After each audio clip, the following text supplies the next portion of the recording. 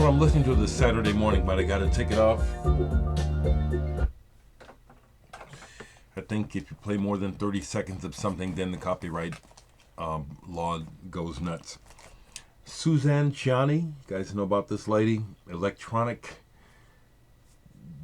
I don't want to use the word, well, maybe pioneer, maybe? Seven Waves is the name of this album, her second solo album. Beautiful stuff. She's done some stuff in recent years that's that's been in the news.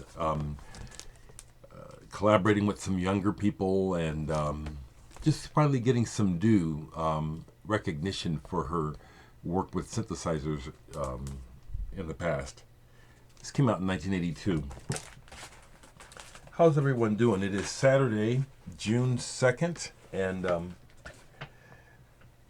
just have busy day today. I'm actually playing at a music festival out in Columbus, Nebraska. It's about 2 hours away from Omaha. Power and Progress, kind of a jam band, hippie type of thing.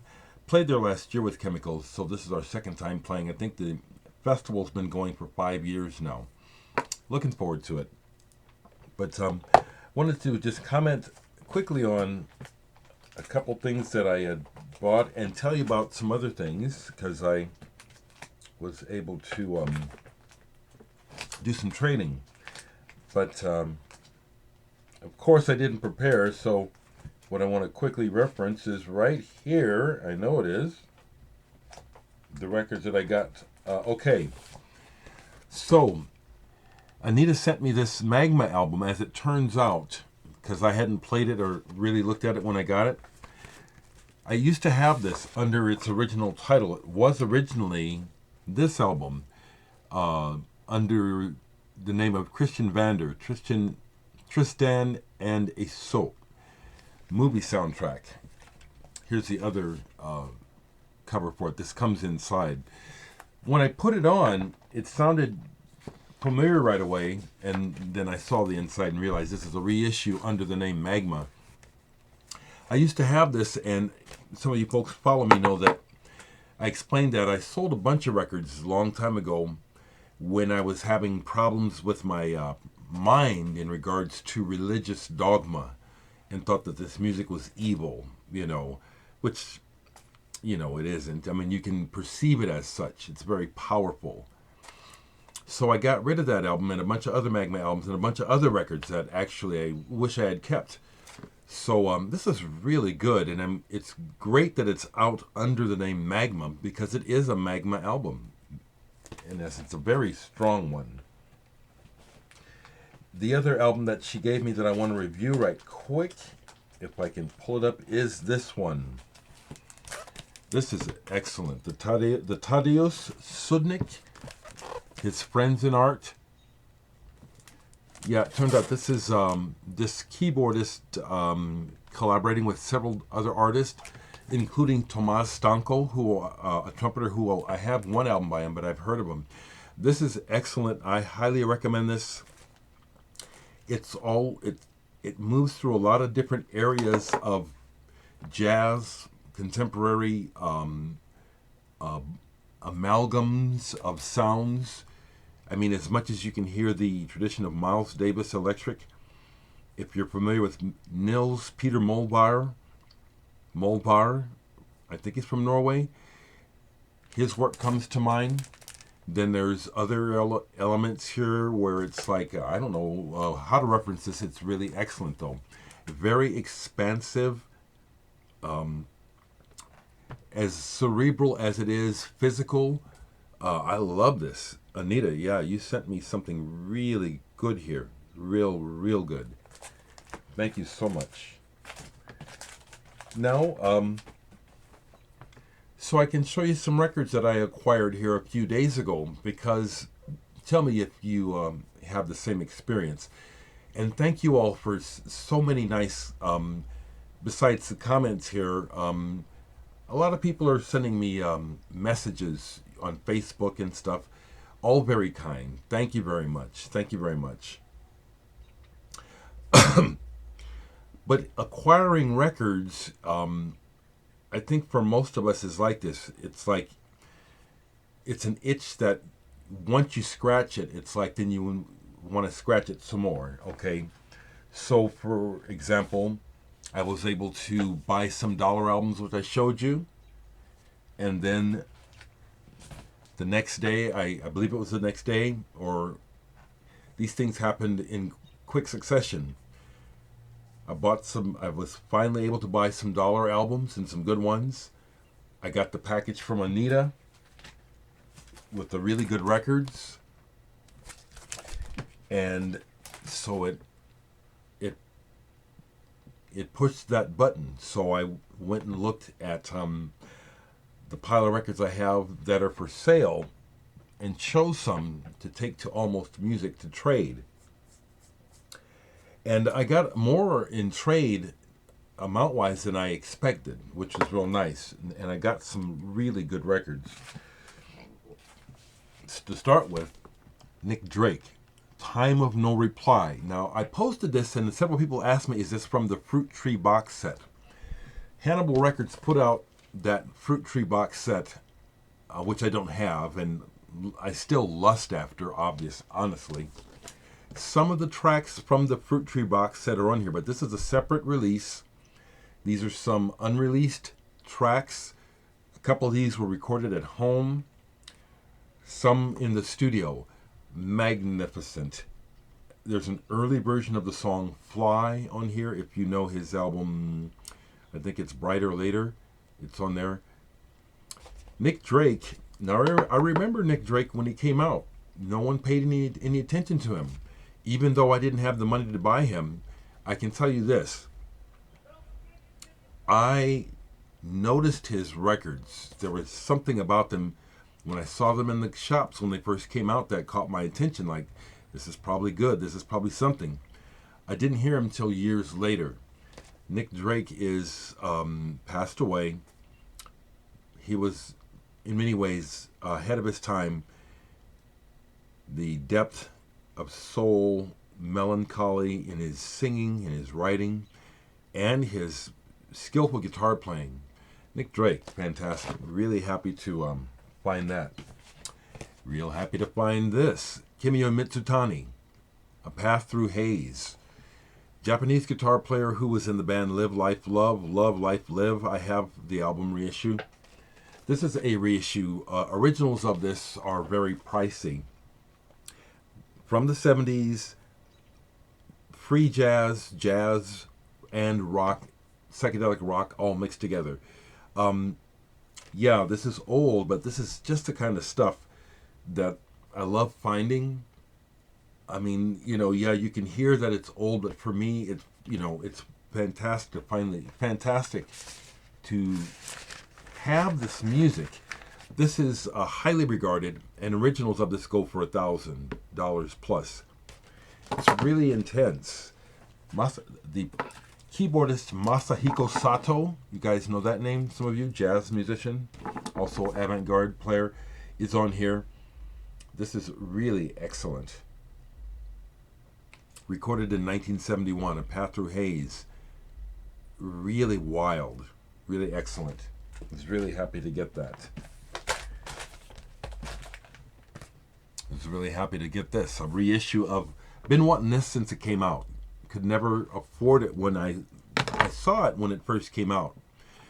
I wanted all the imports when I saw them back in the 70s. Of course, I couldn't afford them, but Franco Battiato from Italy, Pollution. This is fantastic. This is a reissue. It's a very excellent progressive and avant-garde. Those words do apply. Interesting use of the VCS3 synthesizer in particular here. If you hear this album, you'll know why I mention that, because it's the same one that's used prominently on Pink Floyd's Dark Side of the Moon. And the timbres are real distinct. This is excellent. And I don't speak Italian. The words are in here, so at some point I can investigate what's being discussed. But musically, it is like watching a movie. That's why I like progressive rock and avant, and just music that's not necessarily pop. because it can be like an audio movie.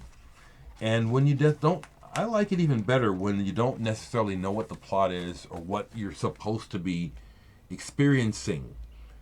I like that, you know, the imagination can run, I don't know, run wild, or just it's free. Body Otto.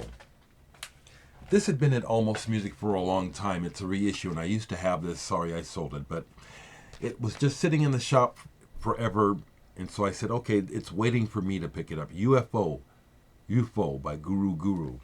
This is a reissue of this album, and I waited too long. I used to have this and forgot how psychedelic and crazy this album is.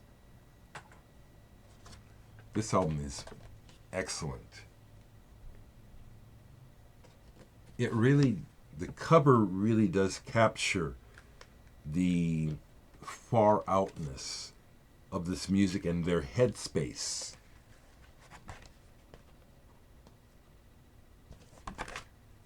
The 70s German music, what was coming out of Germany, it wasn't a music scene, because the musicians themselves will tell you there was no scene. They were all just doing what they were doing where they were living.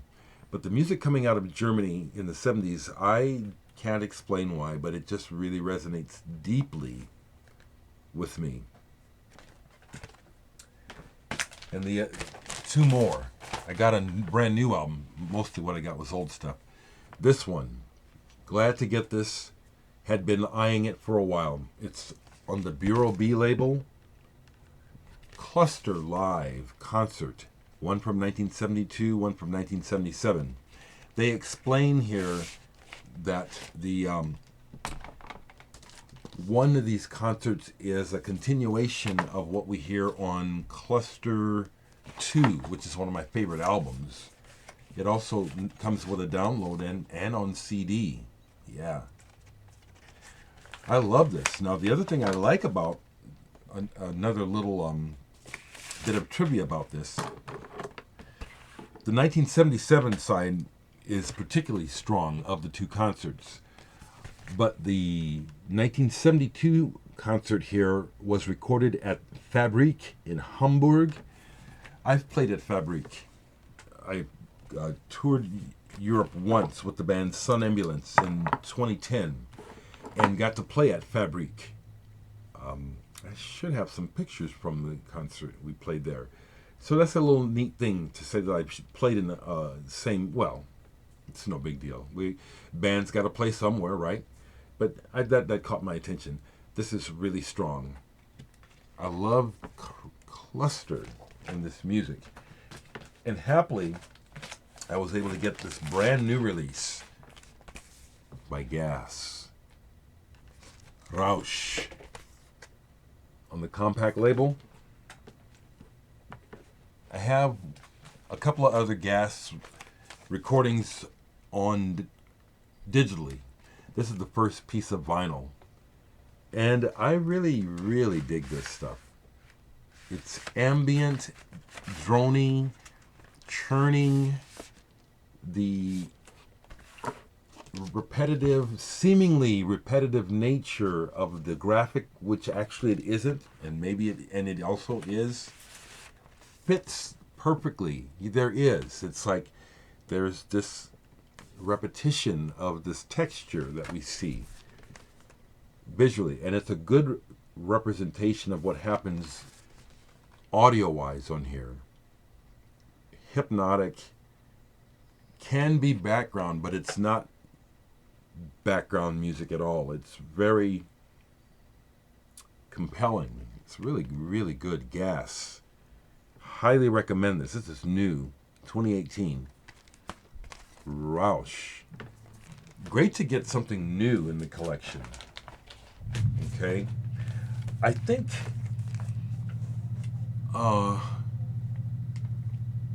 James, I think you gave this album to me. God or Gnod. I wasn't digging this at first, but you know what's interesting is recently I was doing some sort of watching something. One thing led to another, then I ended up watching a live clip of of a band that turned out to be this band, and then I caught it. So I went back to this mirror, and the first part of this really does not take off. It's side 2 when what they're doing really gels. For a while I was thinking I was going to maybe sell this or trade. Nod. But I like this. Side 2. Side 1, the first part of side 1, just I skip it, you know. It's like it's a plane slowly taking off, real slow. And it's dark, you know, and it's like I don't, you know, this seems like it's a dark place, and these people are trying to get something out of them, you know, something that's bothering them. Not necessarily interested in what they're saying, but by side 2, it's working. It's good. Just right away, this Popol Vuh, the remixes and the original tracks, it's great to have them on CD, but the remixes on here are excellent. Before I go, I had some records that I had played a while back that I want to put away, so I want to show them.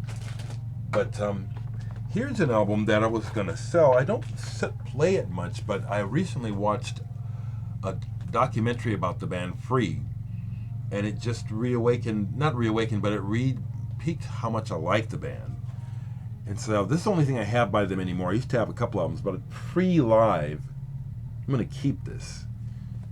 What a simple but powerful band. What an amazing voice Paul Rodgers has.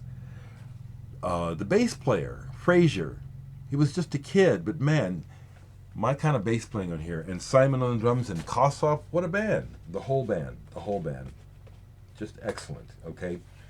Here's another one from the Dollar Scores, that lousy cover, which is why I would usually, again, graphics to me are important, although the music is most important.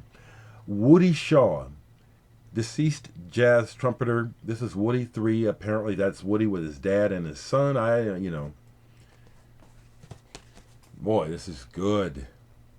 It's got the Woody 3 suite on side 1. Very dynamic and original. Not just swinging. It's like the man has ideas.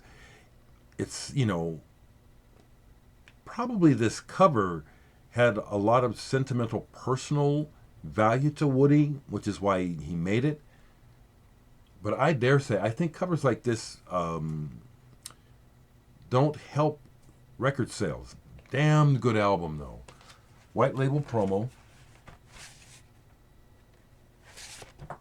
Really good.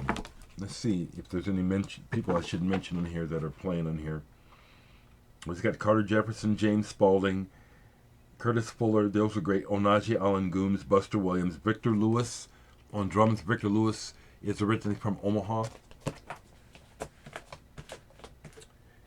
And I think, yeah, I got this too. And this is something I think I'm gonna enjoy. Not a big John Clemmer fan, but I found this double LP for $1. Nexus for duo and trio. John Clemmer with Carl Burnett and Bob Magnuson. Wasn't familiar with the two other players on here. This starts off very promising. A lot of John Clemmer's records, which are rated by many collectors, many people really like John Clemmer. They've always just really struck me as kind of coffee table.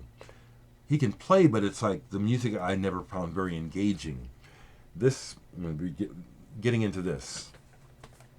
Okay, that's a 19-minute, 20-minute video I got here.